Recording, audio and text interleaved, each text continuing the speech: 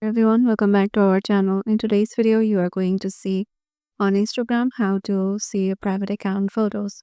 So to do that, let's head over to our Instagram application first. Once you are there, make sure you have mm, logged into your Instagram account and then head over to your Instagram profile by tapping your profile icon. Now in here, as you can see, there are some private accounts.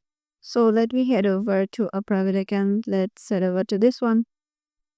So as you can see, there is written this account is private. So, but if you know this person and know that this person have visited a certain place, so what you can do is head over to this search section right here and then search here the specific place that they have visited. Suppose I'm searching Riyadh.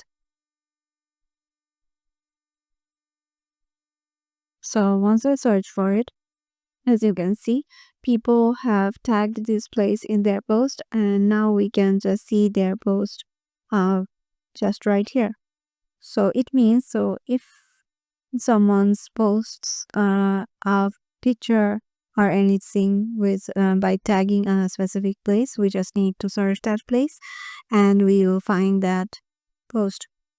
If whatever the if the whether the post is private account post or public account, it doesn't matter. So yeah, this is how you can just do it. Hope this video will help you out and we will see you in the next video.